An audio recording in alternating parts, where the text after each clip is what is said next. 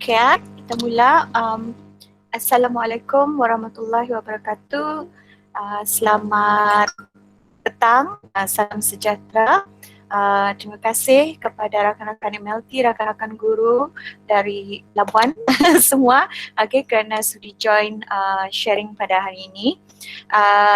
Dan sebelum itu, kebetulan kemarin saya tiada sebarang bengkel atau mesyuarat, jadi saya ada join satu program motivasi yang sebenarnya dianjurkan oleh saya tak ingat siapa yang anjurkan, tetapi sasarannya ialah untuk volunteers.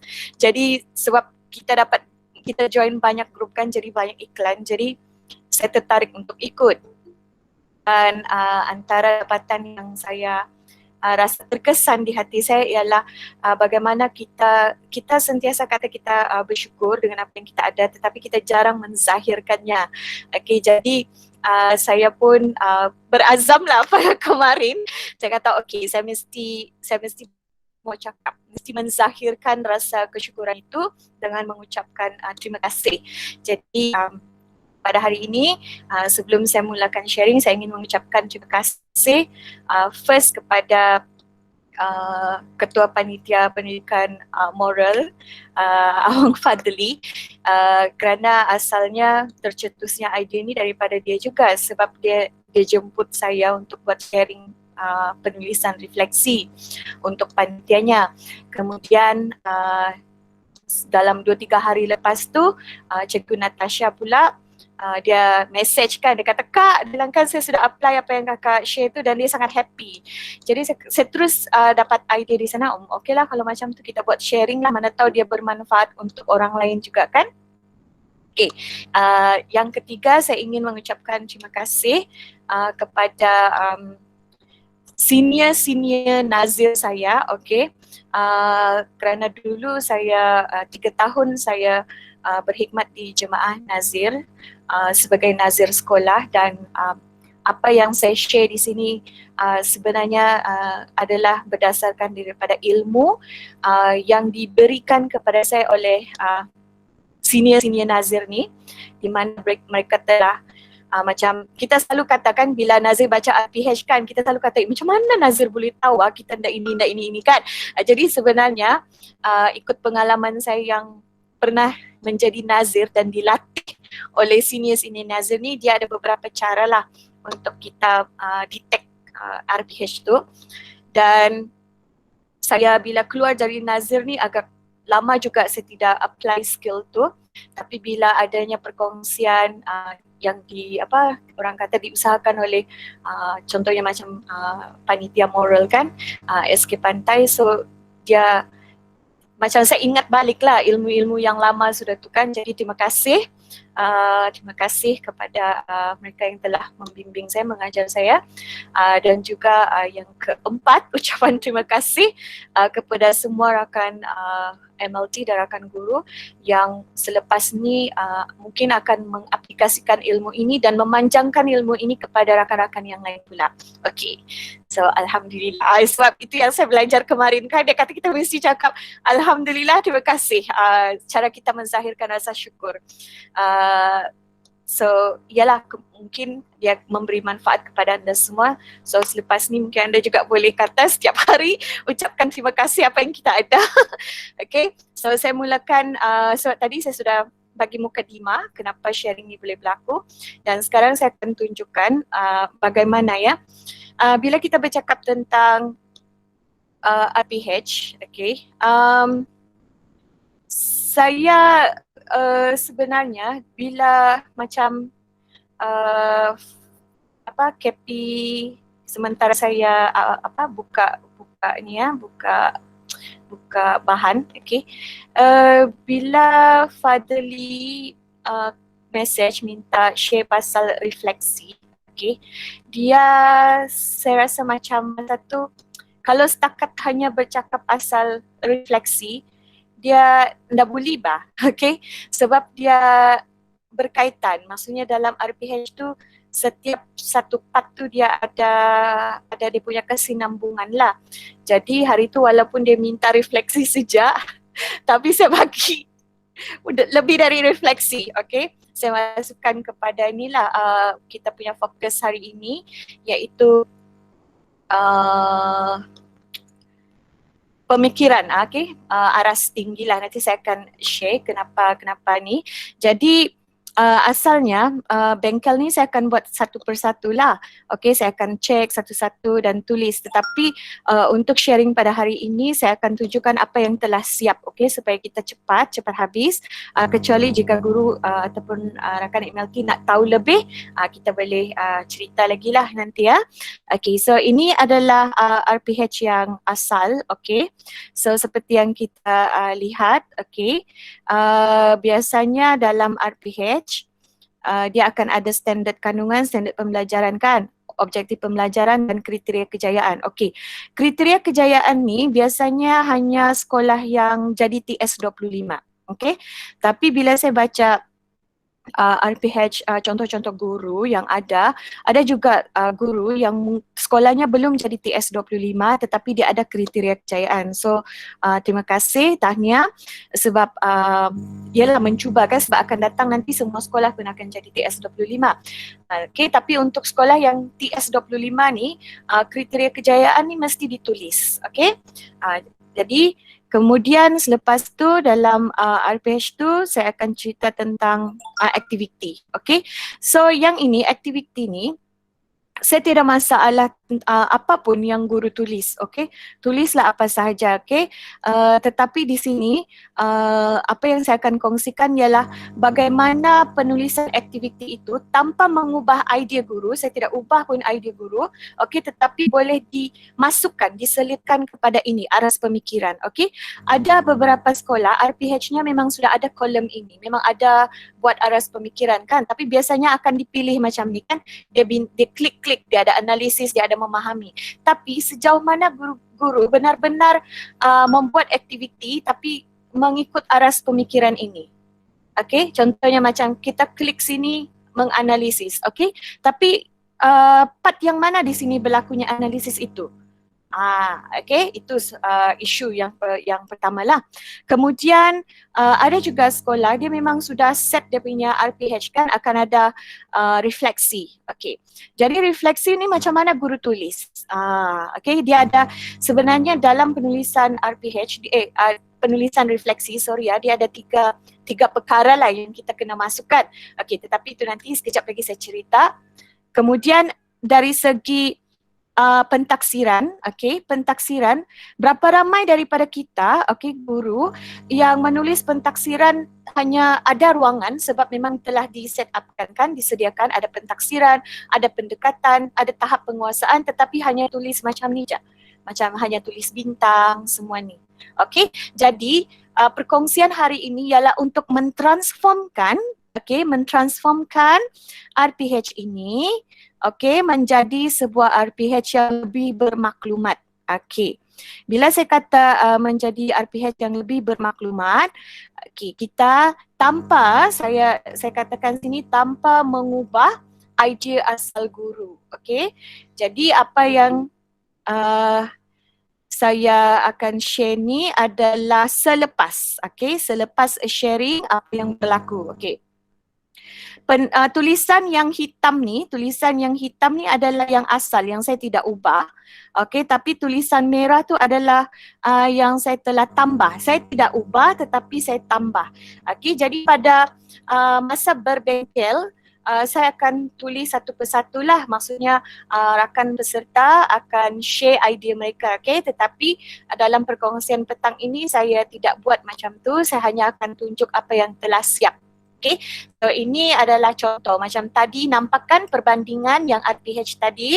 Okay, sekarang ini yang setelah ditransformasikan. Okay, perkara yang pertama ialah OP dan KK. Okay, bila kita hendak buat apapun, okay, apa yang penting di sini ialah OP dan KK dahulu. Bila OP dan KK kita betul, maka yang lain-lain tu akan terancang lah ya. Dan OP ini, okay, objektif pembelajaran ini mesti berpandukan daripada standard pembelajaran. Okay, itu wajib. Okay, sebab kalau kita tidak ikut standard pembelajaran, nanti kita tidak apa yang kita ajarkan macam lain dia punya syllabus, lain pula yang kita ajar. Okay, jadi contohnya sini macam standard pembelajaran ini ialah menyatakan cara berterima kasih kepada warga sekolah. Okey, jadi objektifnya di sini sebenarnya tidak ada pekeliling khas atau arahan khas yang mengatakan kalau cikgu buat objektif pembelajaran, cikgu mesti ikut teori ini, cikgu mesti ikut model ini. Tidak, ya. Even dalam surat pekeliling yang SPI 3/99 tu pun tidak dinyatakan, okay? Hanya wajib dalam penulisan RPH ialah objektif, bagaimana kita mencapai objektif iaitu aktiviti dan sejauh mana objektif itu tercapai iaitu refleksi. Tetapi walau bagaimanapun bagi sekolah-sekolah yang jadi TS25 ya, sekolah-sekolah TS25 ni dalam modul memang telah disarankan satu model untuk menulis objektif pembelajaran. Dan model ini dinamakan model ABCD. Okey, bagi yang bukan sekolah TS25 boleh juga join ikut model ini sebab at the end nanti tetap semua sekolah akan jadi TS25. Okey, dalam model ABCD ni, A ni ialah audience. Dalam objektif pembelajaran kita mesti ada audience. So di sini siapa audience kita ialah murid. Okey, so murid. B itu ialah behavior. Maksudnya apakah behavior murid. Okay, jadi di sini objektif pembelajaran ialah murid, behaviornya ialah boleh menyenaraikan. Okay, dia punya tingkah laku. Menyenaraikan apa? Okay, menyenaraikan cara berterima kasih terhadap warga sekolah. Itu akan masuk dalam C. C maksudnya condition. Okay, dan di akhir sekali ialah degree. Okay, dengan sebab tu kadang-kadang kita nampak dalam objektif pembelajaran akan ada ditulis dengan betul, dengan tepat kan, dengan rasional, dengan logik kan contohnya. Okey. Jadi untuk objektif pembelajaran ini betul tiada masalah, saya cuma tambah yang merah ni saja iaitu tambah degree. Murid boleh menyenaraikan cara berterima kasih terhadap warga sekolah dengan rasional. Okey. Jadi bila sudah ada OP, mesti ada kriteria kejayaan kan? Maksudnya macam mana? Apakah petunjuk ya? Apakah evidence ya yang membuktikan bahawa murid sudah boleh menyenaraikan cara berterima kasih? Okey, jadi biasanya memang guru akan tulis ada kuantiti kan? So buktinya ialah apabila murid dapat menceritakan 5 cara berterima kasih. Okey. Jadi ini pun saya tiada masalah, ni okey. Sekarang kita pergi kepada yang fokus utama perkongsian ini iaitu pemeringkatan aras pemikiran. Okey. Kalau tadi before, okey,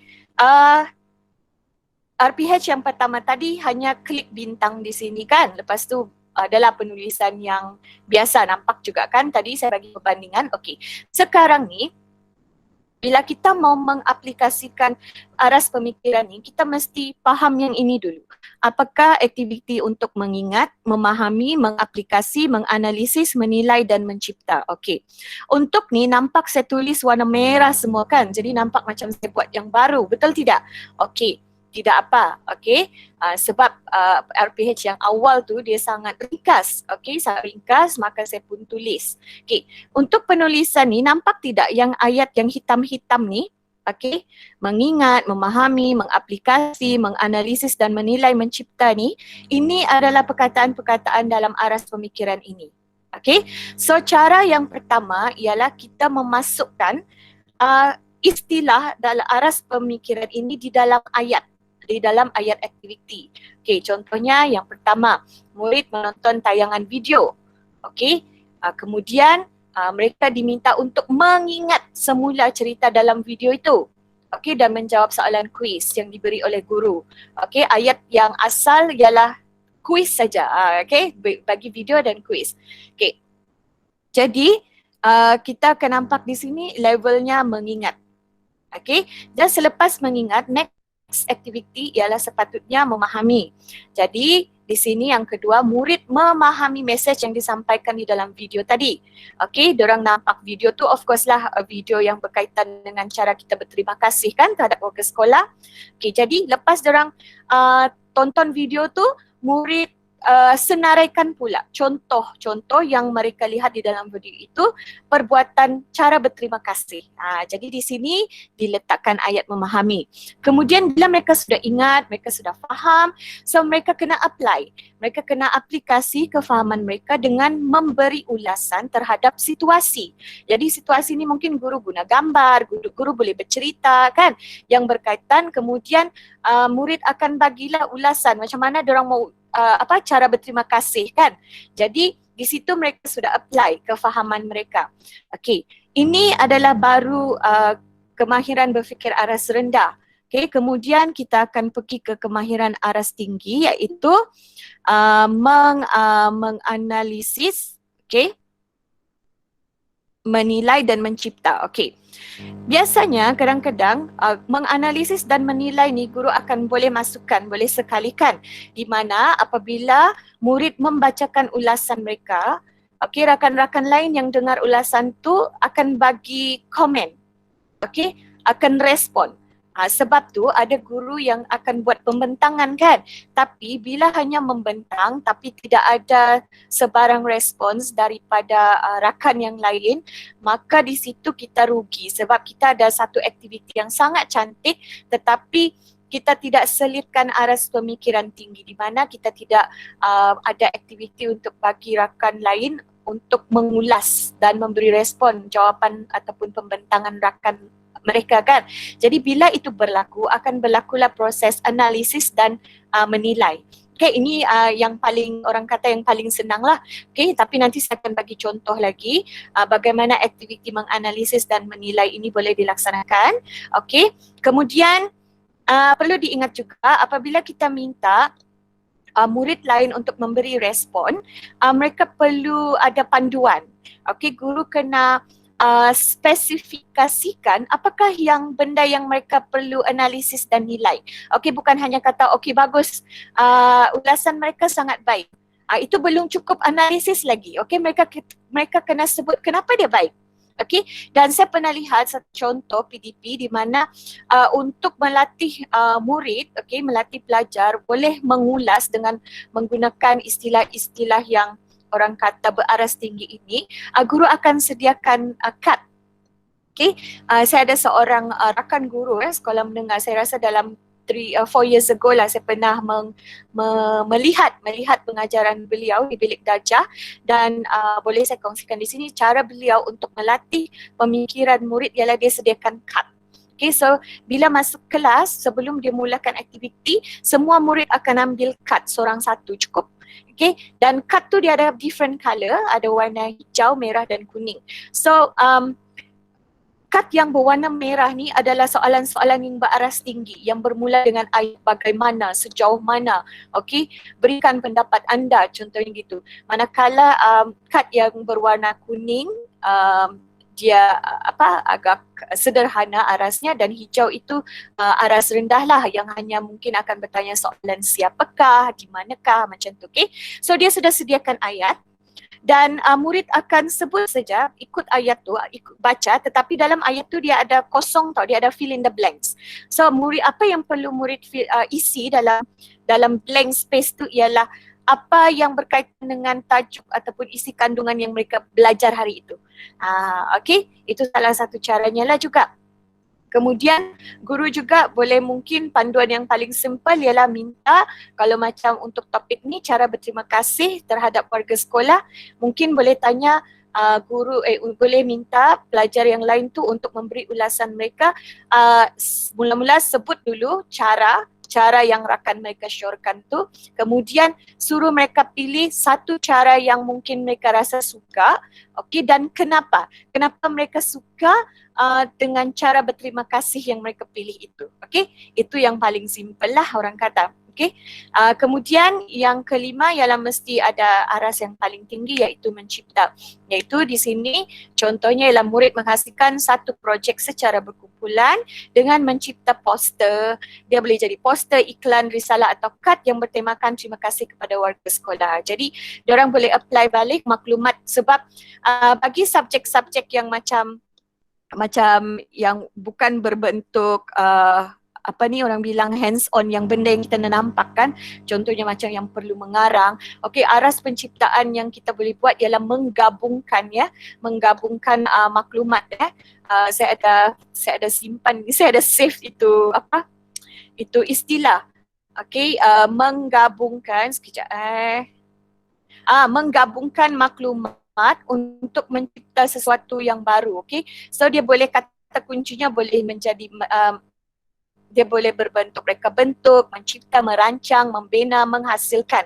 Okey, jadi kalau macam ni dia boleh gabungkan maklumat apa yang mereka belajar tentang 5 cara mengucapkan terima kasih tu, so mereka apply dia dalam satu produk. Okey, it can be a poster, so mereka boleh lukis gambar ataupun mungkin boleh perkataan untuk aras yang lebih tinggi, iaitu mencipta. Okey.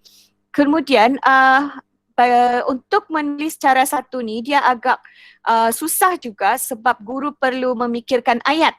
Okey, perlu macam mana mau kasih masuk 5 istilah ni dalam ayat kan. Okey, kadang-kadang dia memang susah. Lalas kita pun rasa give up, macam okey aku nak mula buat pun susahnya. Okey, jangan risau, kita ada cara yang kedua. Cara yang kedua ni adalah guru boleh tulis je ayat yang macam biasa cikgu buat, tetapi mungkin boleh letak di hujungnya. Okey, boleh letak di hujung istilah itu. Dan ini sebenarnya saya ingin mengucapkan terima kasih kepada pengetua SMK Labuan lah pada tahun 2018.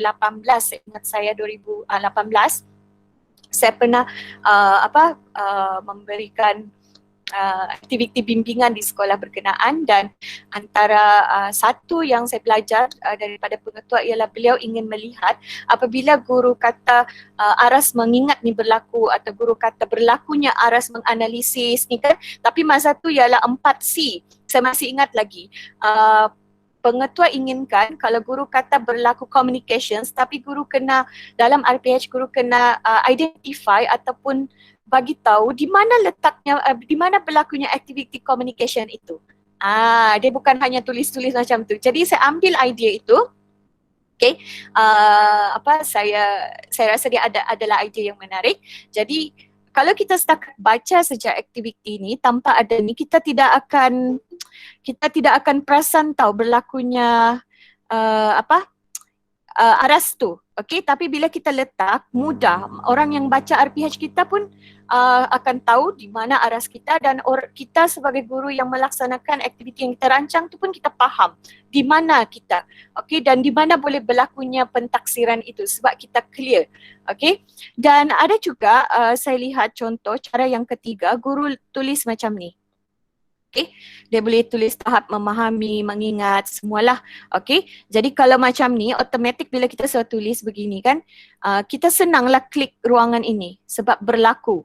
Okay, jadi kita bukan hanya pilih-pilih hari ini ada aplikasi lah, RPH kali ini tiada mencipta. So kalau begitu, dia punya proses pemeringkatan ataupun aras pemikiran murid tu kan, pelajar, dia tidak melalui proses yang betul bah. Jadi sebab itulah murid kita kan masih macam kurang matured lah untuk memberi orang kata dalam dari sudut pemikiran aras tinggi. Ada, okey, tetapi belum sematang belajar lain lah saya rasa.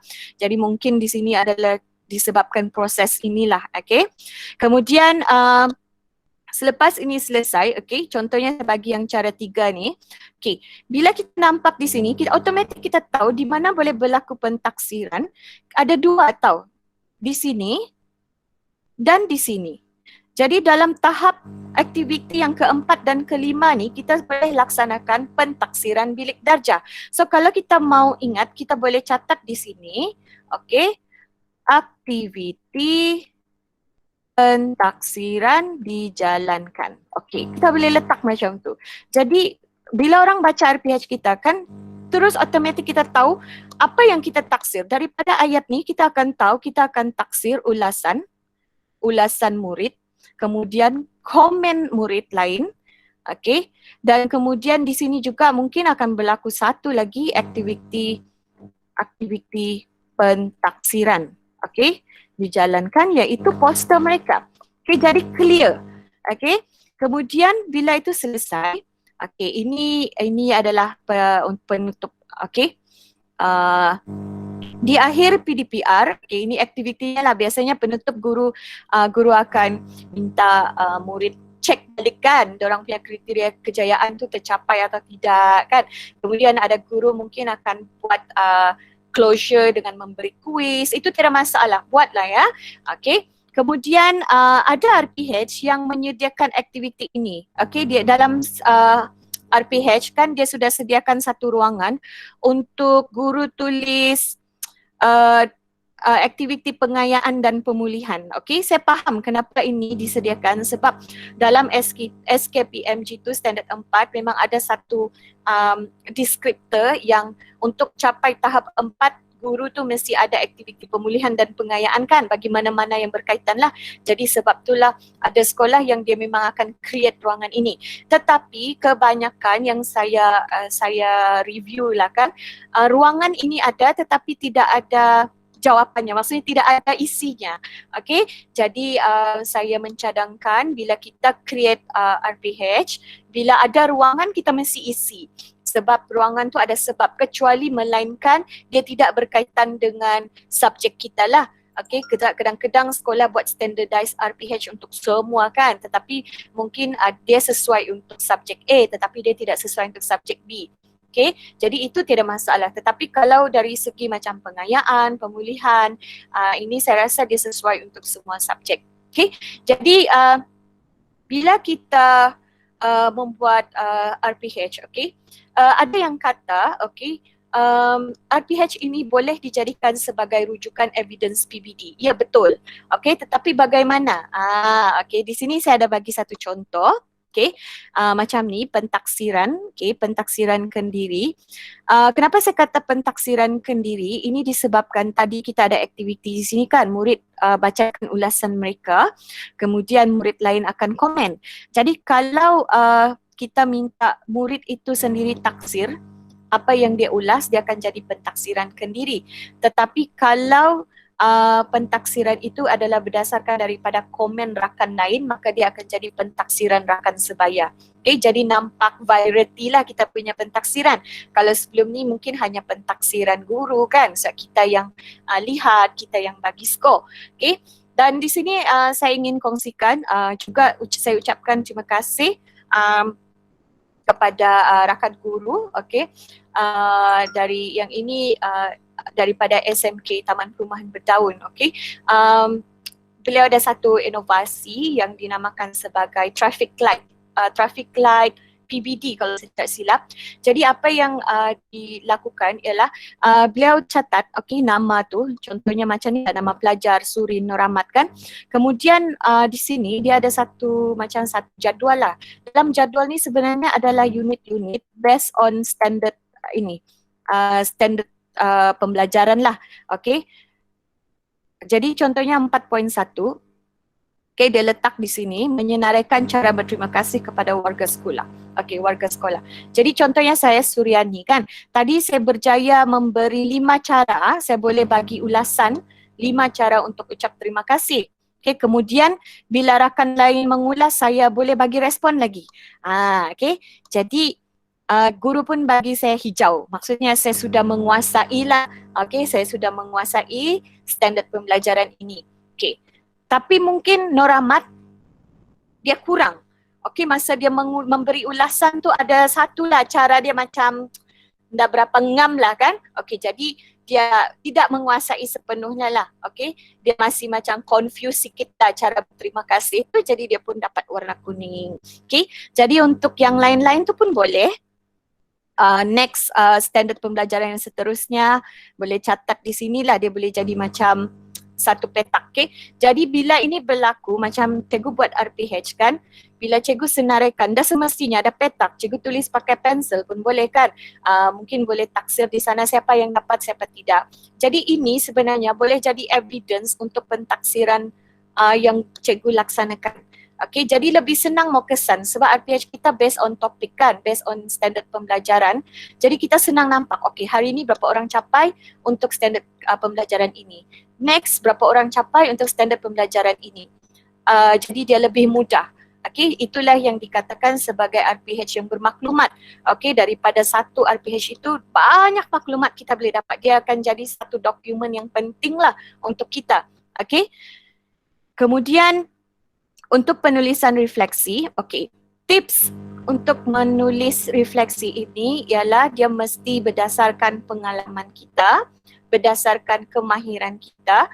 Okey, kemahiran kita sebagai apa? Kemahiran kita sebagai memerhati, okey, dan memberi respon. Okey, setiap guru dia perlu ada kemahiran ini. Perlu ada kemahiran memerhatikan. Bila kita laksanakan PDP kan, kita kena perhatikan apa reaksi murid. Okey, ini yang saya belajar daripada senior Nazir saya lah masa baru-baru jadi baru jadi Nazir. Saya tidak tahu apa yang mau dilihat dalam PDP orang kan. Jadi ini antara pesanan Nazir itulah. Okey, bila dia latih saya, dia kata kita lihat reaksi murid. Maksudnya bila guru mengajar, guru bercakap. Okey, guru bercakap. Jangan lihat guru tu saja. Kita mesti perhatikan murid, apa respon murid terhadap penerangan guru itu. Okey, jadi itu satu kemahiran. Okey, jadi bila kita ada kemahiran memerhati, okey, kemudian kemahiran yang kedua ialah kita boleh memberi respon terhadap apa yang kita perhatikan. Okey, so daripada pemerhatian saya, contohnya saya lihat budak di sana dia tidak memberi tumpuan kepada penerangan guru. Kenapa itu berlaku? Jadi saya perlu memberi respon. Mungkin saya akan tengoklah macam ni, tengokkan apa yang berlaku, sebenarnya apa? Oh, mungkin dia tiada bahan. Jadi sebab bahan tu dah cukup. Jadi bila bahan tiada cukup, okey, dia tidak ada salinan bahan itu, jadi dia hanya mendengar. Jadi mungkin dia jenis kebetulan murid yang tak boleh fokus.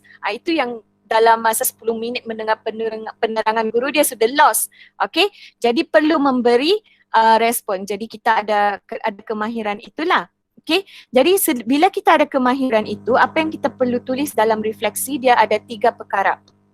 Okey, tapi ini hanya perkongsian ya.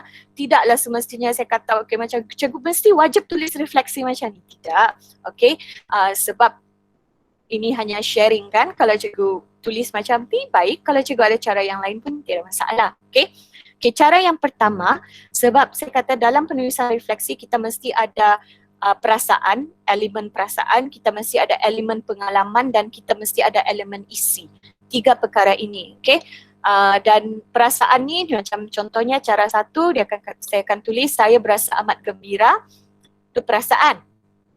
Kerana objektif pembelajaran pada hari ini tercapai. Ini pengalaman saya. Berdasarkan pemerhatian saya tahu objektif saya tercapai. Jadi saya gembira, okay, tercapai dengan baik. Jadi seramai 10 orang murid, ini adalah isi. Okay, boleh menceritakan 5 cara berterima kasih terhadap warga sekolah. Ini juga isi dengan rasional. Okay, dari mana saya dapat ini? Sebenarnya kalau yang proses sebenar bengkel, guru akan nampak macam mana saya copy paste saja daripada OP, daripada KK, bukan type pun. Saya copy, saya paste letak sini. Okay. Jadi sebab tu saya kata bila OP dan KK kita betul, maka penulisan yang di bawah tu senang. Dia akan follow saja. Tapi kalau sudah OP dan KK kita di atas tu ada silap, jadi dia akan silap yang seterusnya lah. Okay. Jadi cara yang kedua, mungkin cikgu dah mula tulis-tulis macam ni, macam feeling pula kan. Saya berasa amat sedih lah, tidak tercapai lah semua tu kan. Okey, tidak mengapa. So kita boleh tulis cara begini. Seramai 10 orang murid, okey, boleh menceritakan 5 cara berterima kasih. Okey, kita jangan hanya kata objektif tercapai. Okey, sebab itu belum lagi memenuhi apa orang kata macam teori proses refleksi itu yang sebenarnya. Sebab dalam proses refleksi, macam saya kata tadi, dia mesti ada 2 kemahiran, iaitu kemahiran memerhati dan membuat respon. Jadi apa yang kita perhatikan, apa yang kita respons ni melibatkan 3 perkara, iaitu perasaan kita, based on apa pengalaman kita, dan juga isi. Okay? Jadi ada guru juga, okay, boleh tambah penambahbaikan dengan memasukkan ayat ini. Kalau tadi tercapai 10 orang, berapa orang yang tidak tercapai? Okay, berapa orang yang memerlukan bimbingan lanjutan dan apakah tindakan guru? Okay, so mereka yang tidak tercapai ni, yang belum tercapai ini, mereka akan dibagi uh, aktiviti pemulihan. Okey, dari mana kita dapat aktiviti pemulihan ini? Ingat tidak tadi kita tulis di sini. So kalau mereka semua tercapai, cikgu mungkin akan bagi aktiviti pengayaan. So adalah aktivitinya di sini. So kita akan copy paste saja. Okey. Okay. Kemudian kita akan pergi kepada pentaksiran. Okay, macam saya kata tadi, kebanyakan RPH dia memang ada sediakan kolom yang ini kan, kolom pendekatan, kolom tahap penguasaan dan tahap pentaksiran. Okay, sebaiknya kolom-kolom ini kita jangan tinggalkan kosong. Okay, dia mesti berisi. Sebab kalau kita tidak isi, maka macam tiada makna lah kolom-kolom ini dibina. Okay, tapi kalau kita isi, RPH kita akan menjadi RPH yang bermaklumat. Tetapi pengisian ini, pengisian ini macam ni kan tadi bintang ini yang original, yang asal kan guru hanya tulis bintang. Berarti dia sudah set hanya TP1 atau TP2 saja murid dia dapat. So sebenarnya ini kita boleh tambah baik. Okay, kita tak perlu letak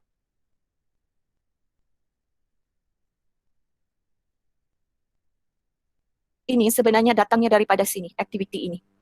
Okey, aktiviti pemeringkatan aras pemikiran ini. Okey.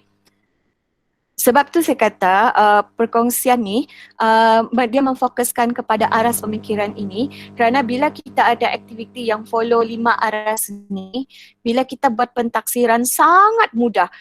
Nanti kita dengarlah komen daripada guru yang sudah buatlah. Saya tukang bagi sharing, mestilah saya puji kan, mestilah saya cakap bagus kan, tapi dapat lepas ni kita dengar pengalaman mereka yang sudah apply benda ni. Okay.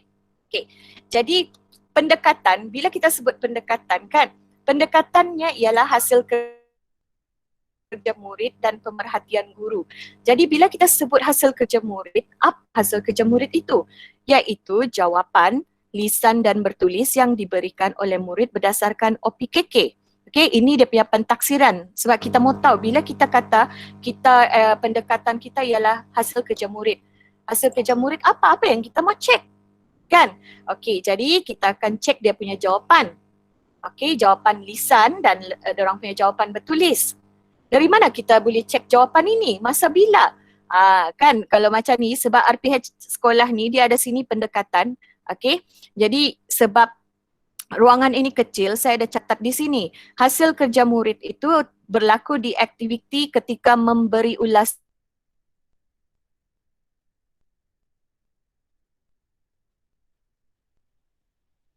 Ni, semasa guru memberi situasi, saya ada tulis ni. Okey. Memberi ulasan. Kita ada catat di sini, aktiviti pentaksiran dijalankan. Jadi nampak clear, fokus.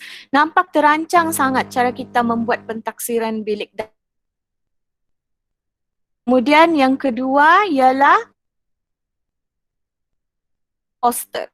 Okey, semasa bila ni? Aktiviti mana? Semasa aktiviti ini, mencipta. Aktiviti pentaksiran. So, kalau orang tanya macam mana kita taksir murid di mana, bila, kita senang, kita ada evidence sebab semuanya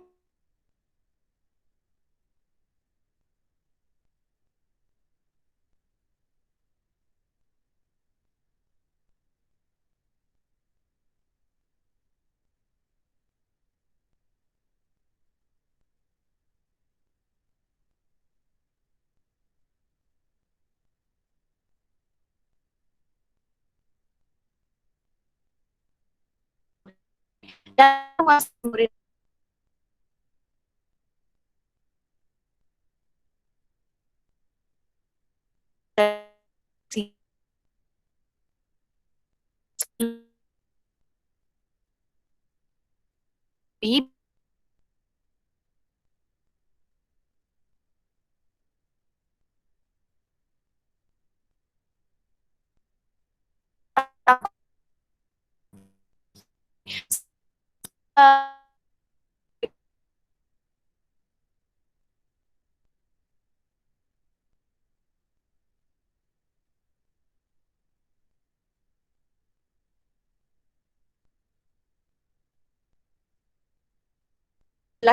mengajar. tulis TP dari TP 1, 2 tu seterusnya. Apa yang perlu ialah kita letak di TP 6 kan. Contohnya untuk dapat TP 6 dia boleh terangkan dari mana ini berlaku ketika aktiviti. Okay, selepas tu untuk dia dapat TP 6. Okay. Dan yang ketiga, dia mesti boleh menghasilkan poster dan di dalam poster itu dia mesti mengandungi 5 maklum. Kalau 3 perkara ni ada, maka bolehlah dia dapat 6. Berapa orang murid yang ada ini? So mungkin tadi dalam refleksi kata kita so saya boleh letak 10 orang. Dan saya boleh tulis lagi tambah siapa 10 orang ini. Okay? Dan tadi saya kata ada 2 orang belum capai. Kenapa dia belum capai? Mungkin dia hanya boleh terangkan cara berterima kasih, okay, tetapi dia belum boleh mengulas, memberi ulasan terhadap ulasan rakan mereka. Dan bila dia buat posternya pun mungkin hanya ada 1.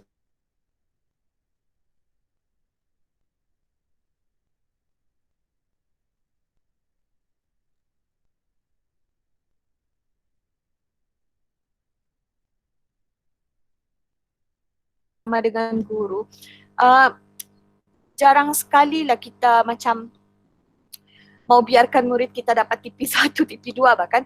Sebab tu saya pernah tak, siapa yang masih ingat masa penjajaran kurikulum yang disampaikan oleh saya dan Kak Murni dulu, kita ada sebutkan yang masa PDPR ni kita fokus on standard kandungan asas kan, kandungan asas. Tapi sebenarnya kan kita guru, kita tahu bah kita punya level murid kan, kita akan push mereka sampai ke tahap yang paling tinggi kan. Jadi salah satu cara usaha kita untuk bantu murid ni supaya dapat TP yang ke-6 tu ialah dengan merancang aktiviti yang berfokus. Dan bila saya kata lebih berfokus ni, aktiviti itu ialah aktiviti yang ada 5 aras ini. Okay, jadi bila dia sudah sampai aras mencipta, takkanlah dia nak dapat TP 6 ataupun TP 5 kan. Tapi aras mencipta ini hanya akan tercapai bila kita membuat aktiviti itu bah. Okay, kalau kita tidak menyediakan aktiviti yang lead, okay, yang guide murid ini untuk buat aktiviti ke aras itu, memang dorang dah akan capai lah sebab dorang kan ikut kita, dorang kan ikut arahan kita. Kalau kita ndak buat, dorang pun dah buat lah. Tapi kalau kita ada sediakan aktiviti yang menjurus ke arah itu, mereka akan buat, jadi mereka akan capai TP itu insya-Allah. Tetapi kena faham, bila kita kata mereka dapat TP 6, bukanlah kita kata automatik untuk subjek pendidikan moral si Surin ni, okey, Surin ni dapat TP 6. Tak semestinya. Dia TP 6 ni hanya untuk standard pembelajaran 4.1, cara mengucapkan terima kasih terhadap warga sekolah. Tapi untuk standard pembelajaran yang lain, mungkin dia nak dapat, si Surin dah akan dapat TP 6. Mungkin dia dapat TP 4 saja. Tapi nanti untuk standard pembelajaran yang lain lagi, mungkin dia dapat TP 6 lagi. Jadi bila cikgu ada evidence ini kan, cikgu ada follow, cikgu ada dokumentasi ini, at the end nanti barulah cikgu boleh gunakan cikgu punya professional judgement untuk letak di mana si Surin ini berada. Kalau saya sepanjang tahun itu kita ada maklumat ini kan, banyak kali jugalah si Surin ni dapat TP 6 kan contohnya. Jadi kalau guru based on dia punya professional judgement, dia mau letak murid yang nama Surin ni TP 6 untuk mata pelajaran pendidikan moral, tidak masalah. Siapapun yang mempertikaikannya, saya boleh tunjukkan RPH saya dan saya boleh kata ini dokumentasi saya. Cikgu mau cek yang mana?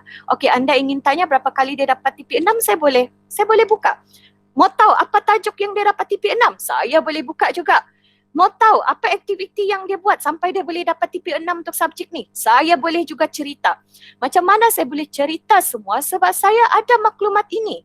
Dan maklumat ini bukannya saya terpaksa buat lagi satu orang lah, buat inilah, bikin banyak kerja. Saya tidak. Saya hanya gunakan RPH. Dan RPH ini memang kerja hari-hari yang saya buat. Jadi alang-alang saya sudah buat hari-hari menulis RPH ni. Baiklah saya membuat RPH yang lebih bermaklumat. Saya transform cara menulis RPH ini supaya dia memudahkan kerja saya. So siapa saja mau minta pentaksiran kah, evidence kah, apakah, saya boleh display macam tu saja sebab saya ada.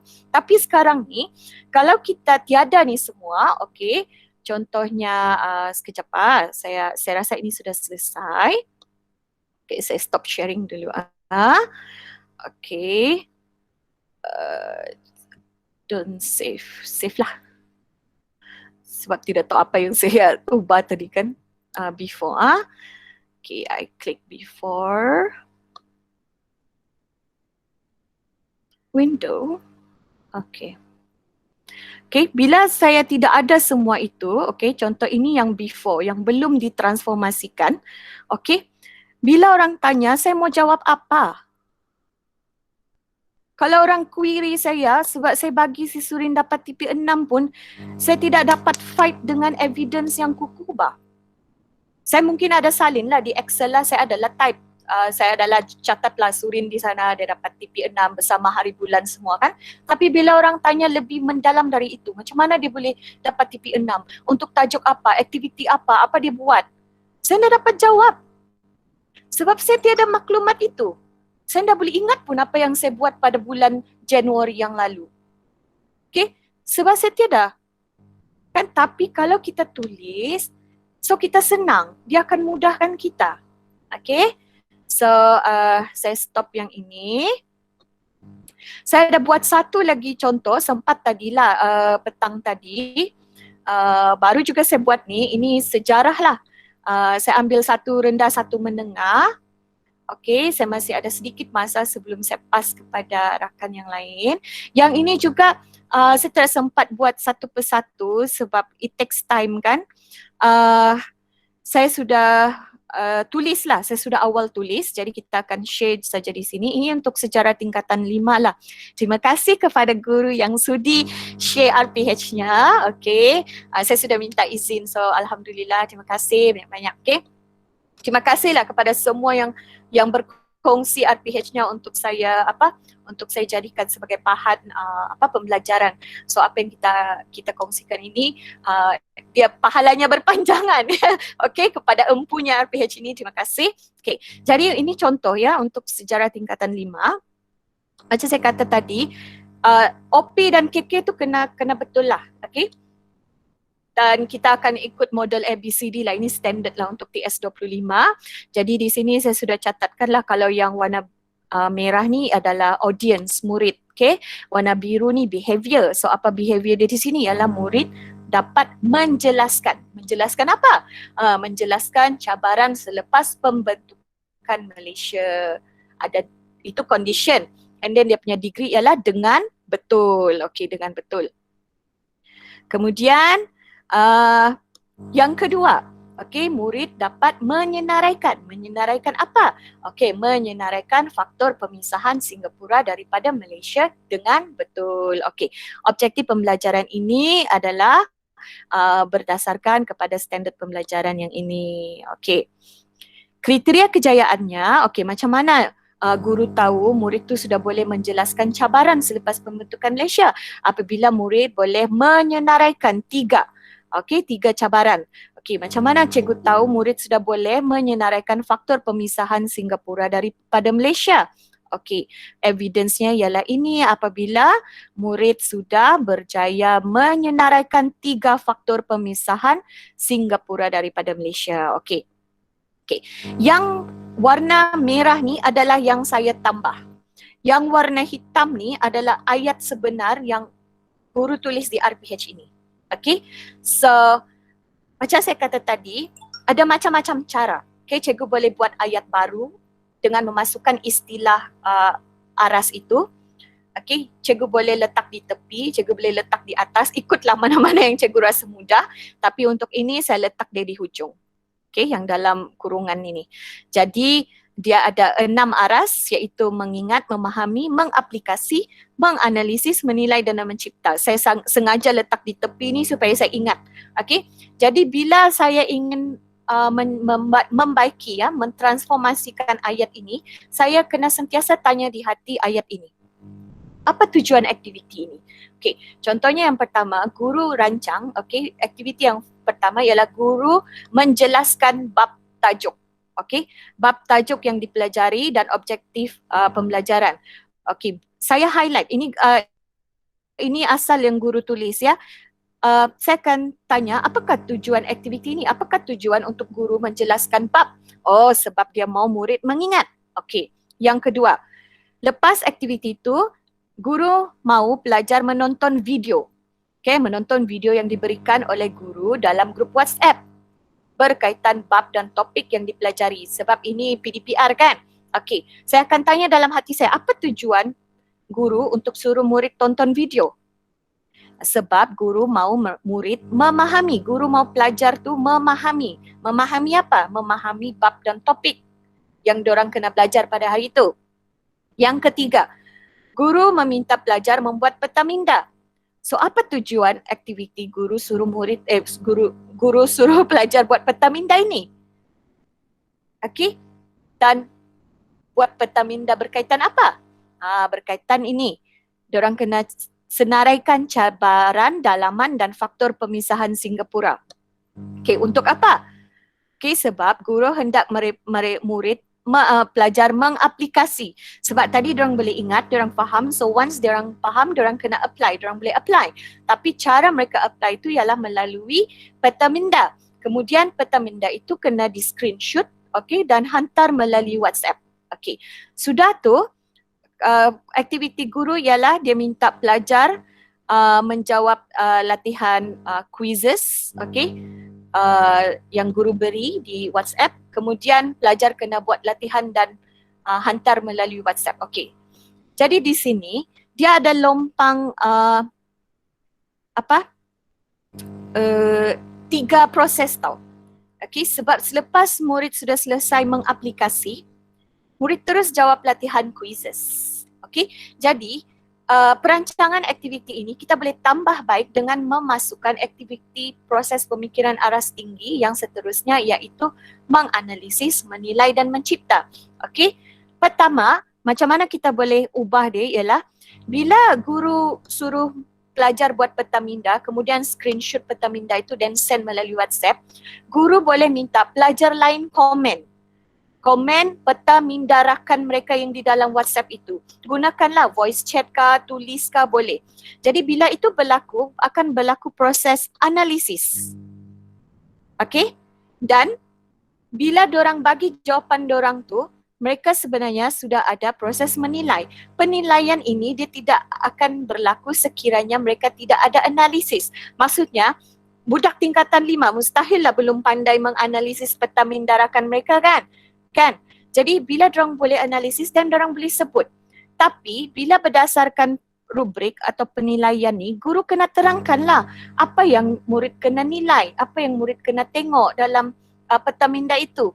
Of course lah kita akan rujuk kriteria kejayaan dalam peta minda yang pelajar lain kena komen itu mestilah mengandungi maklumat cabaran, dalaman dan faktor pemisahan Singapura. Kan? Okey, jadi bila ini berlaku, maka akan berlakulah pentaksiran rakan sebaya. Okey, jadi sudah settle. Walaupun PDPR, kita masih boleh lagi buat aktiviti ini. Sebenarnya boleh, maksud saya boleh buat aktiviti sehingga ke aras yang ke-6 lah. Okey, kemudian yang aras mencipta. Okey, first di sini, bila cikgu minta murid menjawab latihan quizzes ini, bagi saya ini boleh masuk dalam aktiviti pengayaan. Okey. Okey. So maksudnya bila mereka sudah faham, sudah okey semua, cikgu minta mereka buat quiz. Okey. Untuk maksudnya untuk retain lagi. Okey, retain. Maksudnya memperkukuhkan lagi kefahaman mereka mengenai tajuk ini. Okey. Tapi di sini saya tertarik dengan idea asal guru ini, di mana aktiviti yang kelima, guru ini meminta muridnya menyiapkan latihan dan menghantar melalui WhatsApp PM guru. Okey, yang ini idea tu ada, tetapi kita boleh ubah cara menulisnya itu supaya dia lebih nampak mencipta. Dan jangan lupa untuk macam subjek-subjek yang macam BM kan, sejarah yang lebih banyak menulis ni kan, aras menciptanya ialah lebih kepada menggabungkan maklumat ya untuk mencipta sesuatu yang baru, atau seperti Kak Siti kata, terima kasih, okey, terima kasih kepada Puan Haja Siti Zahra. Selalu ayat beliau ialah, saya suka ayatnya ialah mengarang. Okey, bila kita mengarang, kita menulis jawapan. Menulis jawapan itu adalah sebenarnya satu penciptaan yang berdasarkan gabungan maklumat yang sudah murid itu dapat, dan dia gabungkan maklumat-maklumat itu melalui satu ayat yang kita namakan sebagai jawapan. Okay? Jadi sebenarnya untuk aras yang mencipta ini, boleh sahaja pun murid pelajar membuat tugasan kan, memberikan jawapan, menulis kan, tetapi kita kena perincikan ayat. Okey, kita ubah ayat itu daripada hanya menulis, menyiapkan latihan. Mungkin kita boleh gunakan kriteria kejayaan tadi yang di atas tadi sebagai ayat untuk menulis aktiviti mencipta. Okey, contohnya pelajar diminta ataupun pelajar menyiapkan tugasan, okey, dengan menjelaskan, dengan menjawab, ataupun pelajar diminta untuk menjawab soalan iaitu menjelaskan cabaran sekian. Okey. Kemudian pelajar juga diminta untuk membuat jawapan, menulis jawapan, okey, atau membuat tugasan yang berkaitan dengan faktor pemisahan Singapura. Jadi di situ nampaklah berlakunya aras penciptaan. Tapi kalau cikgu rasa mungkin ini mungkin baru form 1, form 2, form 3 kan. Mungkin selain daripada tugasan ni mungkin cikgu ada idea lain. Cikgu mungkin daripada peta minda tadi, cikgu minta diorang ubahkan dia dalam bentuk video. Okey, selepas video saya diorang boleh sharing. Jadi murid-murid lain boleh nampak. So mereka boleh saling belajar lah sebenarnya. Okey, jadi di situ banyak dengan dengan teknologi yang ada sekarang sebenarnya untuk menuju ke arah penciptaan itu lebih mudah sebab kita ada bantuan. Even kalau kita mau buat poster pun hanya boleh guna melalui IT kan, Canva kan, senang. Okay, tidak perlu lagi melukis semua. Marah guru PS. Okay, sorry. Okay, jadi selesai yang itu. Kemudian bila itu siap, so kita senanglah buat ni. Ini adalah format RPH untuk sekolah ini. Okay, so di sini ada pentaksiran PDPC. Sama juga, kalau guru ni dia tulis latihan bertulis, hanya itu dia taksir. Okay, tetapi sebenarnya dia boleh lebih daripada itu. Macam saya kata tadi, bila kita ada aras pemikiran rendah dan tinggi ni, kita boleh tahu, kita boleh detect part mana kita mau buat pentaksiran. Okay, kalau saya akan pilih part mengaplikasi di sini pun sudah boleh mentaksir.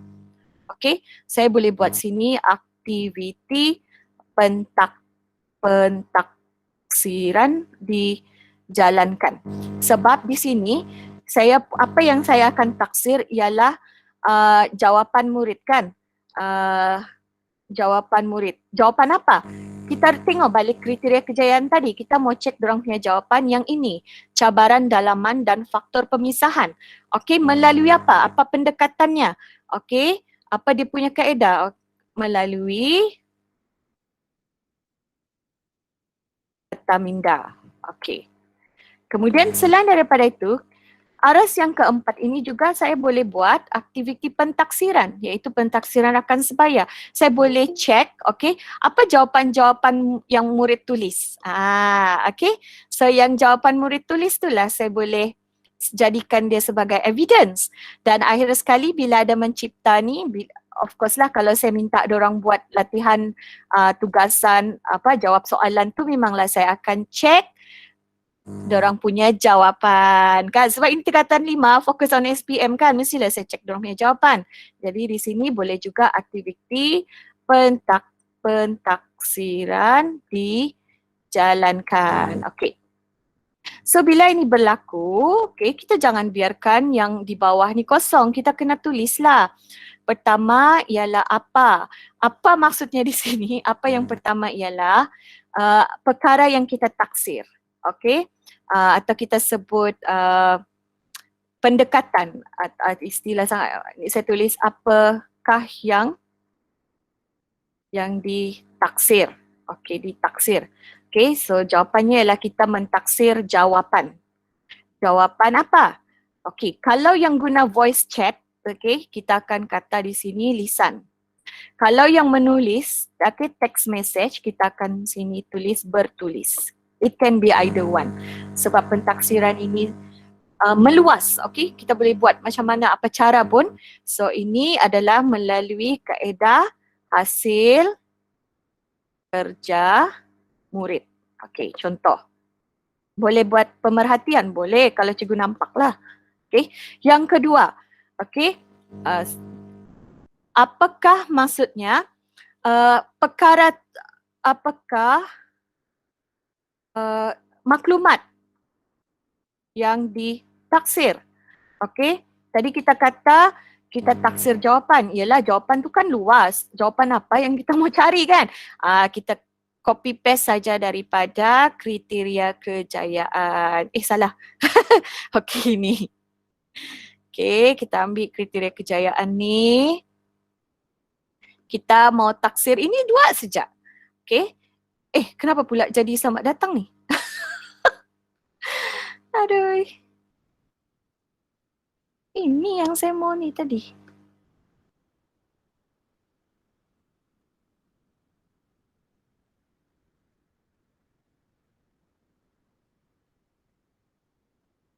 Okey, so apa maklumatnya ialah saya hendak melihat ni, murid kena jelaskan cabaran, kemudian dia kena senaraikan faktor pemeriksaan.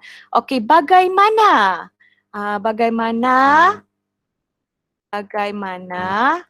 pentaksiran ini dilaksanakan?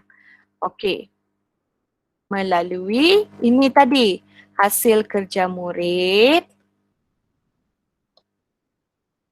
Okey. Okey. Dan kita boleh terus juga letak di mana aktiviti ini berlaku. Dia berlaku di aktiviti, saya lupa aktiviti mana tadi? Aktiviti 3 dan 4 dan 5. Aktiviti 3, 4, 5. Aktiviti 3, 4 dan 5. Okey. Okay, so penerangan TP, macam saya kata tadi lah, kita tu macam kalau cikgu malas mau tulis sampai TP 1 kan, cikgu tulis je TP 6 terus. Okay, so apa pentaksiran, penerangan untuk murid dapat TP 6. Okay, so mesti berbalik kepada kriteria kejayaan tadi. Okay, tapi jangan lupa, sini cikgu sudah hadkan tau, cikgu sudah kata 3 cabaran, 3 faktor. Kalau diorang dapat jawab 3 atau lebih, mungkin diorang sudah boleh dapat TP 5. Tapi macam mana mau dapat TP 6? TP 6 ini mestilah lagi kalau diorang boleh bagi komen. Di sini. Pentaksiran tadi kan. Aras ni. Aras menganalisis dan menilai. Kemudian untuk dapat TP 6 lagi, of course lah tugasan yang diorang buat ni, mestilah dia punya jawapan tu bagus kan, markahnya tinggi kan. Jadi barulah dia boleh dapat TP 6. So sesuailah apabila kita katakan murid yang dapat TP 6 ni biasanya adalah di dalam, dia berlaku dalam proses aras pemikiran tinggi. Okay, kalau kita perasan, rakan guru semua perasan daripada contoh yang saya tunjuk tadi, aras menganalisis, menilai dan mencipta ini, di sinilah banyak berlakunya aktiviti yang membantu murid untuk capai TP 5 dan 6. Okey, jadi kalau kita ada aktiviti itu, insya-Allah murid kita akan ke arah itulah, ke arah TP yang tinggi. Okey, so kita kena tulislah di sini. Okey. Kemudian bila refleksi, macam saya kata tadi, sini ada contoh. Cara satu yang feeling-feeling itulah, okey, tetapi dia ada 3, perasaan, pengalaman dan isi. Okey, kemudian contoh yang kedua, cikgu boleh terus je tulis seramai berapa orang, murid boleh sekian dan kita boleh tambah maklumat penambahbaikan. Okey, macam di sini penambahbaikannya, kalau murid semua sudah boleh buat, ingat tak idea asal guru di sini ialah ini. Dia mau murid jawab latihan quizzes kan, boleh.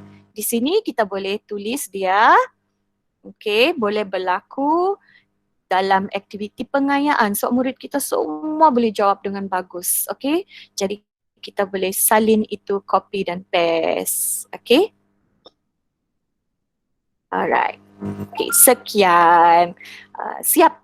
Okay, jadi sebenarnya dia sangat mudah sebab guru boleh tulis ayat yang simple, yang ringkas-ringkas pun tidak masalah. Janji guru tahu bahawa aktiviti itu aktiviti untuk level berapa.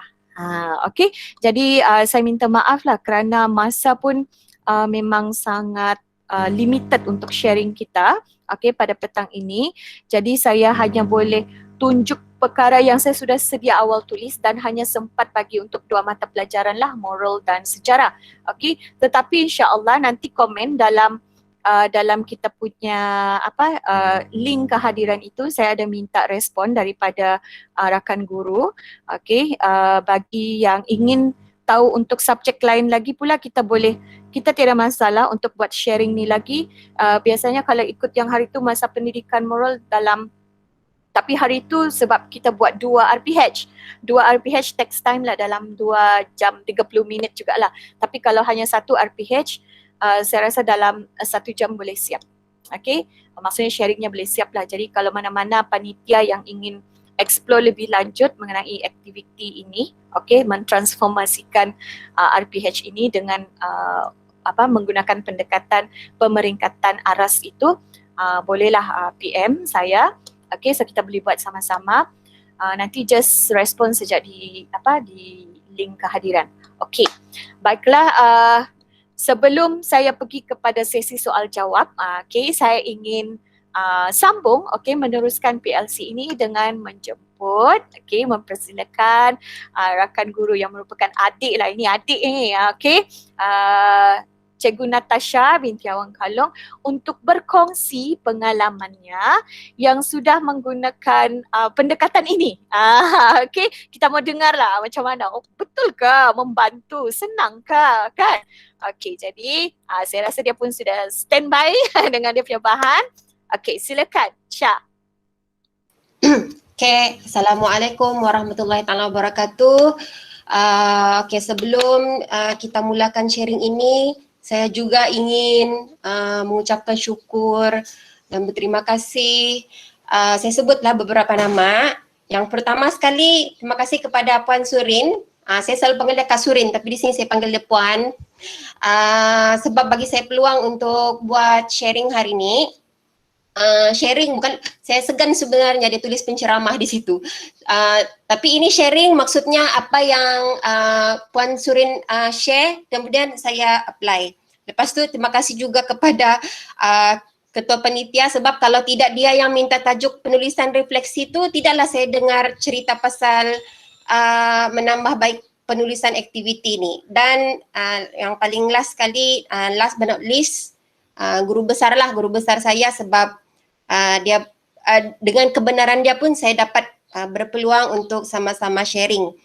Okey, jadi saya teruskan. Okey, untuk pengenalan dulu, saya kenalkanlah diri saya kan. Nama saya Natasha binti Awang Kalong. Saya guru di SK Pantai. Sebelum ini saya mengajar di SK Layang-Layangan sebagai guru pemulihan. Saya memang option dan saya lihat pun di sini ada beberapa rakan daripada SK Layangan. Cikgu Engku, ada kawan saya Siti Hajar, ada rakan-rakan daripada option pemulihan juga ada di sini, Nora, Kak Junida. Okey, kemudian saya pindah ke SK Pantai, tapi oleh kerana sudah ada guru option di situ, saya diberi tugas sebagai guru akademik. Kemudian baru tahun ini saya menjadi guru pendidikan moral sebab keperluan dan saya GPM. Saya sekarang jadi GPM, jadi dengan saya punya masa yang kurang tu kan. Jadi saya diminta untuk mengajar pendidikan moral. Okey, jadi okey, penyataan masalah. Okey, masalahnya ni waktu buat RPH tu kan. Sebenarnya sejujurnya saya setiap kali mau ajar moral pun saya cakap, apa mau ajar ni ya? Balik-balik begitu macam, Allah nak tahu lah mau ajar apa. Lepas kan bila mengajarkan, memang yang bercakap tu saya seorang saja. Saya saja yang bercakapkan. Lepas tu bila saya tanya murid macam Macam tu. Macam dorang pun tidak tahu macam mana mau bagi jawapan kan. Kemudian sejujurnya saya punya pengajaran PDP tu tiada hala tuju. Maksudnya akhirnya okey, buka-buka surat berapa-berapa, okey ambil di kertas, buat latihan. Begitu. Macam yalah apalah yang sebenarnya mereka dapatkan. Jadi siapa? Okey. Okey, jadi kita punya fokus ialah penulisan RPH yang sudah ditambah baik dengan menulis aras pemikiran tu kan. Okey, jadi apa bahan-bahan yang diperlukan? Okay, mesti ada bahan-bahan. Okey, bahan-bahannya ialah dokumen penjajaran kurikulum sebab di sini kita akan cek apa namanya tu? Aras apa tu tadi? Kejap sorry. Blur pula. Standard kandungan, standard pembelajaran, kita akan cek yang itu. Dan kan kata kunci kebat, ini penting. Kata kunci kebat ni banyak di share di internet oleh guru-guru kan, orang share, jadi saya cek di situ. Okey, jadi kan sebelum menggunakan teknik ini kan, saya memang apa namanya ni? Bukan. Okey. Sebelum saya susah mau merancang apa yang saya mau ajar. Lepas tu ni sudah tadi, sorry. Sorry, ni first time. Jadi sebelum tu kan saya memang tidak dapat mau merancang betul-betul dan saya saja yang banyak bercakap, macam saya yang cakap tadi lah. Jadi selepas saya guna teknik ini yang sudah di-share oleh Puan Surin, saya dapat merancang isi pelajaran tu dengan lebih baik, maksudnya aktiviti-aktiviti. Kemudian saya seriously, saya memang boleh dengar murid lebih banyak bercakap dan mereka boleh saling berbalas-balas. Maksudnya bukan begitu, bukan begini. Okay, tapi begitu, diorang macam berbincanglah di situ dan mereka tahu apa yang saya mau capai hari itu. Maksudnya okey, hari ini saya mau kamu capai apa, dan akhirnya nampaklah akhirnya perjalanan PDP itu menuju ke mana, memang boleh nampak. Okey, kemudian selepas saya guna ni kan, saya punya perasaan memang lebih gembira lah. Saya lebih gembira, lepas tu saya nampak jelas macam clear, oh rupanya ini pula rupanya kalau kita buat ikut step-step itu kan. Lepas tu saya memang lebih bersedia untuk PDP akan datang. Maksudnya kalau esok ada pendidikan moral, okey, saya sudah sedia hari ini. Saya memang sudah sedia, saya sudah tulis awal-awal kan. Dan saya memang lebih bersemangat. Jadi saya rasa insya-Allah kalau kita semua boleh ikut, tapi tadi Puan Surin cakap tiada yang salah, tiada yang betul kan. Tapi benda ni memang sangat membantu. Sebab macam saya cakap tadi, saya baru ajar pendidikan moral tahun ni. Tapi saya boleh tulis RPH yang bagi saya boleh ditambah baik, tapi alhamdulillah lah RPH itu adalah RPH yang bermaklumat. Okay, jadi saya teruskan dengan RPH. Okay, ini RPH yang dulu-dulu. Boleh nampak kah? Boleh nampak? Okay. Boleh. Okay, dulu saya tulis macam ni. Siapa yang tulis begini? Kosong. Kosong lah, maksudnya begitu saja. Murid menyatakan cara masing-masing. Okay, betul, murid menciptakan ucapan. Macam tu saja, macam dalam masa 1 jam tu, inilah aktiviti yang saya lakukan. Tapi macam, maksudnya kan ini sebelum saya dengar sharing daripada Puan Surin. Jadi selepas begini, maksudnya dia menjadi satu RPH yang bermaklumat. Jadi sebenarnya tercetusnya saya buat benda ni begini sebab Puan Surin dia cerita pengetua SMK, tadi dia cakap kan pengetua SMK mahu nampak di dalam RPH tu di mana aktiviti aras itu berlaku. Aras 1 di mana, aras 2 di mana, aras 3 di mana. Jadi saya cuba tulis dan saya pun WhatsApp Kak Surin. Cakap, Kak tolong cek, saya cakap. Jadi alhamdulillah lah masih boleh ditambah baik, tapi berbezalah kan dengan yang ini tadi. Jauh beza kan? Okey. Jadi saya cuma akan fokus kepada aktiviti. Okey, aktiviti. Jadi kita punya aras ada aras kebat ada 1 mengingat, memahami, mengaplikasi, menganalisis, menilai dan mencipta. Okay, selalunya kan kalau saya lah, tiba-tiba aja terus mencipta, tiba-tiba buat cut, tiba-tiba buat video, tiba-tiba saja. Jadi yang di tengah-tengah tuh di mana dia berlaku. Artinya adalah macam ini tadi kan. Murid menciptakan, terus mencipta. Okey. Jadi maksudnya di antara tengah-tengah tuh apalah yang berlaku kan. Okey, jadi di sini aktivitinya saya buat okey, nombor 1. Murid saya buat cara 2. Murid menyenaraikan, itu kata kuncinya. Cara menjaga kebersihan dan keselamatan diri sendiri yang telah dibaca pada buku teks. Jadi yang ini memang saya ada suruh mereka, okey, kita tengok dulu, kemudian kita baca dulu sekejap, kemudian saya suruh mereka ulang balik. Adakah mereka ingat? Dan selalunya ini memang mereka akan dapat terus cakap lah. Kemudian aktiviti kedua, murid memberi contoh lain selain dari dalam buku teks, cara menjaga kebersihan dan keselamatan diri. Jadi saya tulis di sana, contoh tu saya highlight kata kuncinya, kata kerjanya, kemudian itu aras apa? Aras 2, memahami. Okey, kemudian ketiga, murid memilih satu cara menjaga kebersihan diri dan melakonkan aksi tersebut. Okey, yang ini melakonkan aras 3 mengaplikasi. Dorang suka ni, dorang memang suka. Saya cakap, okey, cuba bagi contoh selain daripada dalam buku. Bagi contoh lain yang kita tidak ada cerita tadi. Mereka, kalau saya kan ini, sorry, saya lupa membagi tahu.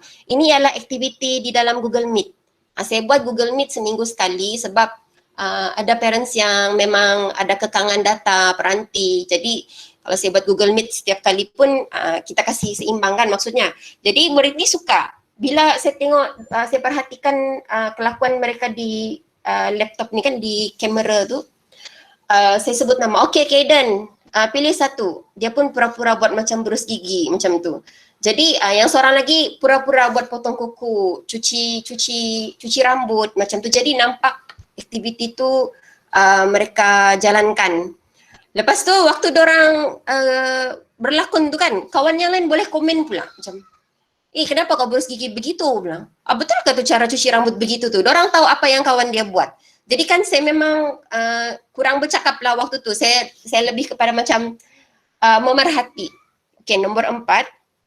Murid membandingkan antara menjaga kebersihan dan tidak menjaga kebersihan dan menyenaraikan kesan-kesan dengan bimbingan guru. Okey. Membandingkan maksudnya aras 4. Menganalisis. Dengan bimbingan guru, sebab kan bila saya cakap okey bandingkan, diorang macam terus pegang dagu tengok atas. Membandingkan tu apa cikgu? Jadi saya pun okey, kita buat perbandingan. Kalau saya cuci rambut dengan tidak cuci rambut, apa yang akan berlaku? Kalau saya potong kuku dengan tidak potong kuku, apa yang berlaku? Jadi di situ selepas saya bagi contoh, baru mereka buat. Dan dengan buat begitu, mereka jadi mereka faham apa yang saya maukan dan mereka boleh beri lebih lagi. Ini darjah 1 tahu, murid-murid darjah 1. Dan mereka boleh buat. Kemudian nombor 5, berdasarkan situasi, ada gambar. Nanti saya tunjuk dia punya slideshow. Murid diminta membuat keputusan dari aspek menjaga kebersihan dan keselamatan. Keputusan. Jadi sebelum tu saya ada macam tanya mereka. Sajalah kan, saya cakap, okey, kalau kamu naik kereta pergi Hapwat tu kan di Durian Tunjung, dekat saja dengan rumah kamu. Kamu naik kereta duduk di mana? Belakang. Orang cakap, okey, pakai tali pinggang keledar ke tidak? Di situ orang akan cakap, dekat saja kan kami tidak pakai. Orang cakap macam tu. Okey, jadi bila saya suruh buat perbandingan, barulah bukan perbandingan, buat keputusan, mereka menilai, mereka boleh jawab sendiri. Kenapa kena pakai tali pinggang keledar? Dia akan cakap untuk keselamatan. Kalau tidak nanti kena langgar. Kenapa kena pakai topi keledar?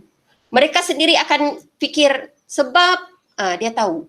Dia tahu sendiri. Saya tidak perlu bercakap banyak, saya dengar saja orang bercakap. Kemudian nombor 6, murid diminta untuk menghasilkan video atau slide PowerPoint. Ini murid semua bagi video saja sebab mungkin slide PowerPoint tu belum lagi. Dorang ada kekangan juga, kan slide PowerPoint ni kan dapat pakai laptop kan. Jadi dorang memang banyak buat video dan mereka memang buat berlakon, dorang jaga kebersihan, jaga keselamatan. Ada yang macam okay, dia pastikan lampu semua kena tutup, api semua kena tutup.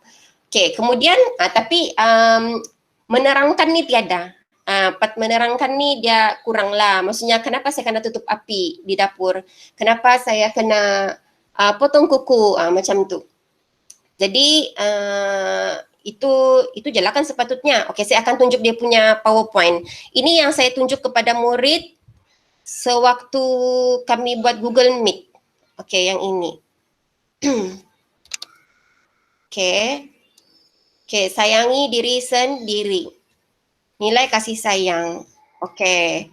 Jadi ini saya ambil daripada buku teks buku teks digital.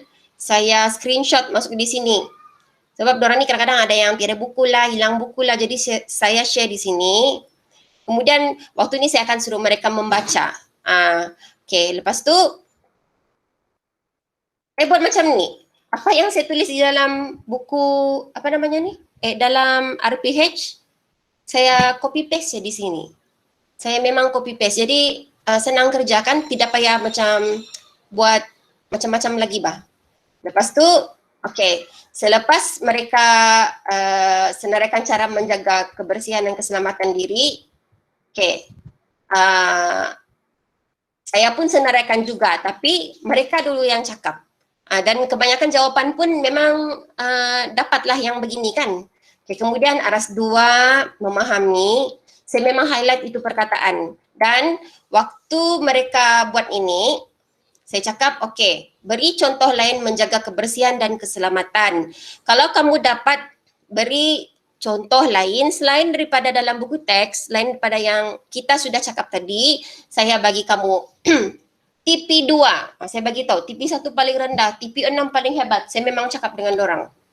Jadi dorang kan bila saya cakap TP2, okey bagus, tepuk tangan. Semua dapat TP2. Dorang gembira, dorang tepuk tangan. Okey, lepas tu saya pun senaraikan selepas mereka bercakap-cakap tu kan. Lepas tu, keselamatan. Okey, aras 3, mengaplikasi. Ini pun saya cakap. Okey, pilih satu cara. Kalau kamu dapat buat, saya akan bagi kamu TP3. Saya cakap macam tu. Jadi dorang ni makin dengar nombor tu makin tinggi kan. Dorang macam lagi excited bah. Dorang macam, wah, begitu kan. Dorang gembira lah. Jadi bila dorang sudah lakonkan depan, dorang memang pasang kamera, yang malu-malu pun akan buat. Sebab yang kebaikannya kalau di rumah ni kan ada Google Meet, mamanya ada di sebelah. Jadi dia cakap, buatlah. Dia memang gitu kan. Dia tahu tapi dia malu. Tapi bila ada semangat dari mamanya, dari kakaknya, dia buat. Memang bagus. Lepas tu, aras 4. Okey, saya cakap bandingkan. Bandingkan tu apa cikgu? Saya tidak sebut menganalisis. Saya cakap, okey, bandingkan. Okey, saya pun bagi contoh. Kalau potong kuku, kuku bersih, tiada daki, tiada kuman, nampak kemas dan cantik. Lepas tu secara automatik mereka akan sambung. Kalau tidak potong kuku, dorang jawab yang sebaliknya. Mereka sudah dapat buat perbandingan. Sebab saya sudah masukkan aktiviti itu di dalam RPH kan dan saya tulis di sini, saya copy paste di sini. Benda tu berlaku. Aktiviti itu memang berlaku berbanding dengan RPH saya yang dulu. Okey, mereka sebelum saya tulis pun dorang sudah tahu, dorang sudah buat perbandingan. Padahal ini contoh yang saya bagikan. Okey, lepas tu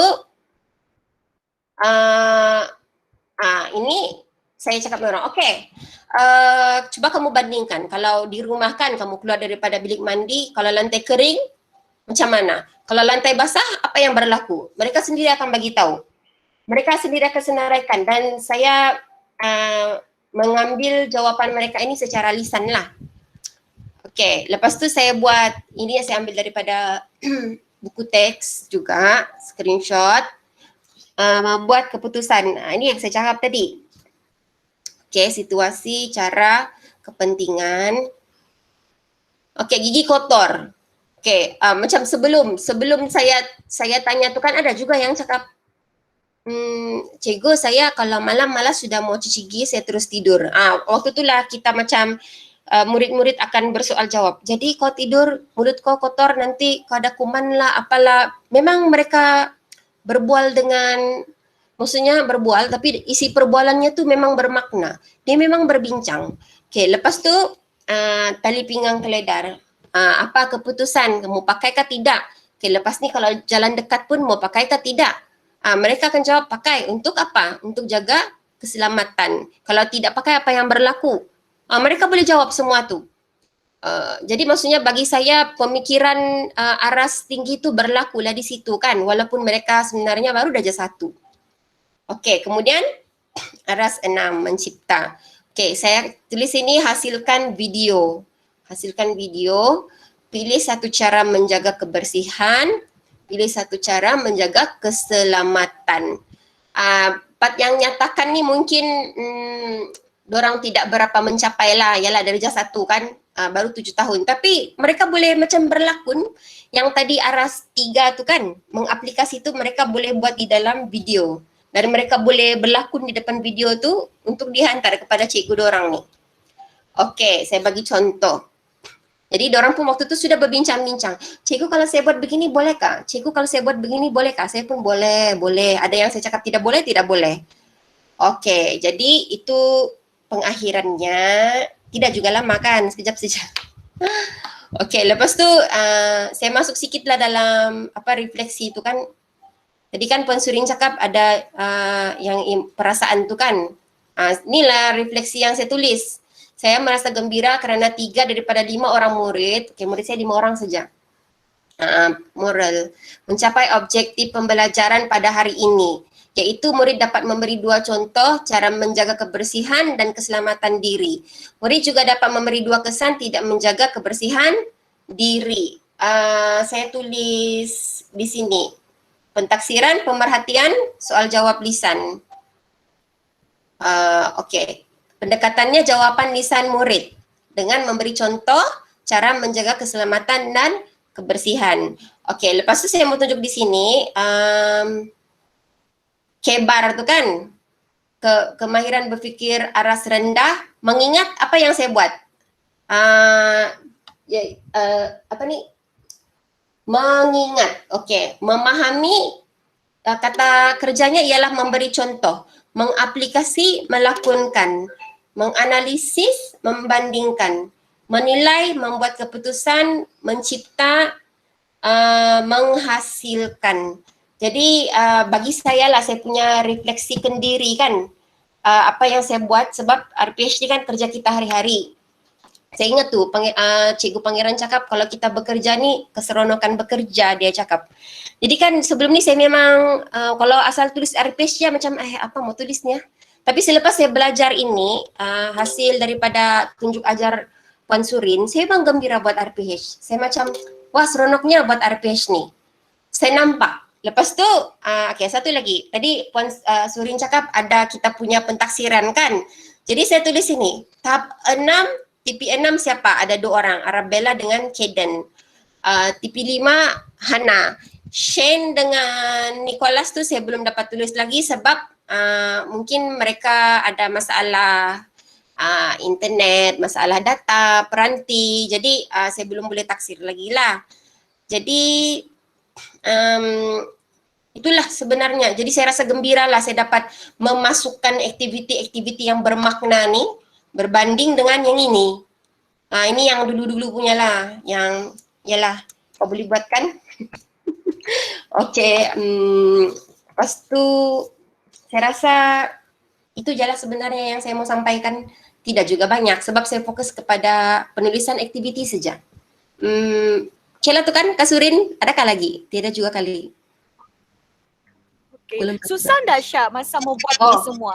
Masa mau ubah tu daripada yang sedia dengan yang baru ni. Sebenarnya ini lagi senang. Macam rupanya ini saya mau tulis. Begitu bah. Kalau dulu kan apa aku mau tulis ni? Macam ni lah ni. Mari kita kasih tunjuk yang dulu-dulu punya ni. Apa mau tulis ni? Tengok itu saja saya tulis 1 2 3 tu. Walaupun tiada salah, tiada betul kan. Tapi maksudnya macam mau hantar pun kalau boleh yang paling last minute yang dia bilang due date pukul 11.59 malam, lagi 2 minit baru saya hantar sebab ya ini saja kan ditulis. Yang benar Kak Surin. Lepas tu yang ini kan macam wah mari saya hantar awal-awal. Masih tunjuk sama guru-guru ya begitu. Macam action lah, pujikan. Lepas tu memang senang dan saya sangat happy, saya punya perasaan saya sangat happy hari ini dapat sharing dengan harapan kan bila kita sharing kan yang bermanfaat kepada orang lain. Maksudnya, oh saya pun boleh buat begini. Sebab kadang-kadang jujurlah, kadang-kadang ada orang sharing kan macam akhirnya ya sebenarnya tidak membawa manfaat pun kepada kita. Macam apalah nih, jadi apa yang saya boleh buat. Tapi yang ini, kan Kak, tapi yang ini insya Allah saya rasa kamu boleh buat. Kata kuncinya ialah yang penting ada DKP, dokumen penjajaran itu kan, mana sudah gambarnya tu sekejap oh di sini. Yang penting ada, kejap, sorry, nampak. Nampalah, yang penting ada dokumen penjajaran tu kan, dan ada kata kunci untuk setiap aras pemikiran tu. Jadi kan dalamnya tu kan ada banyak kata kunci. Jadi kita pilih. Kalau dia kata memahami, apa aktivitinya? Kalau dia kata membandingkan, apa aktivitinya? Kalau ulas, apa aktivitinya? Macam tu. Kalau saya lah, macam saya rasa lagi senang. Lagi senang dan kita memang nampaklah benda tu berlaku di situ. Okey. Itu je Kak. Itulah sharingnya. Okay, thank you Tasha, thank you. Terima kasih sebab thank you. Jadi bila kita buat aktiviti based on yang 6 aras tadi tu sebenarnya lebih mudah lah untuk kita merancang. Ya betul. Macam ya memang terancang. Okay, thank you. So itulah sharing ya yang dikongsikan berdasarkan pengalaman sebenar daripada Cikgu Natasha. Sebenarnya ilham untuk buat sharing ni sebenarnya dari dia juga. Maksudnya saya tidak terlintas pun mau share ni secara umum macam ni kan. Dia sebenarnya untuk hari yang sebab pendidikan moral tu kan diorang SK Pantai si cikgu Awang kan dia panggil kan, dia jemput, jadi nampak feedbacknya saya rasa macam okey lah, benda baik kan kita share lah. Jadi nampak gayanya saya sangat kegembiraan yang kedua ialah sebab saya risau kalau bengkel ni dah sempat siap mungkin akan drag sampai 2 jam sebab kalau menurut pakar kita hanya boleh concentrate dalam sejam 30 minit. Lebih dari itu sudah lost, okay. Jadi saya gembira sebab hari ini kita sempat habis dari 2:30 sehingga jam 4. Ini pun sudah terlimpas 2 minit, okay. So itu saja, mungkin saya boleh buka soalan kalau ada yang ingin bertanya. Okay, sebelum kita mengakhiri sesi perkongsian ini. Miss, saya ada soalan, Epi. Okay, hai. Saya tertarik dengan penulisan refleksi yang kedua, cara kedua tu. Tapi kalau macam dalam refleksi saya bagi tahu murid yang terlibat dalam PDPR. Jadi bila terlibat, of course akan mencapai objektif kan. Dan saya maksudkan murid yang tidak terlibat PDPR, bolehkah tu Miss? Boleh. Okay. Boleh, tidak masalah. Boleh alright. Boleh. Okay. Boleh. Dia macam boleh. Fashion bah, boleh. Kita mau letak pakai tudung kan kerongsang sini pun boleh, sini pun boleh. Janji dia tutup aurat. Cing. Ba. Okay, boleh Pi, boleh. Ada soalan lain? Okay, kalau mungkin, saya cek dulu chat, saya lupa. Kalau mungkin sekarang tiada soalan tapi nanti baru ada soalan pun boleh, tidak masalah. Tanya saja. Kalau mau tanya Tasha sendiri pun boleh untuk yang mungkin rakan-rakan Tasha kan. Tasha boleh jadi pembimbing juga ni sudah.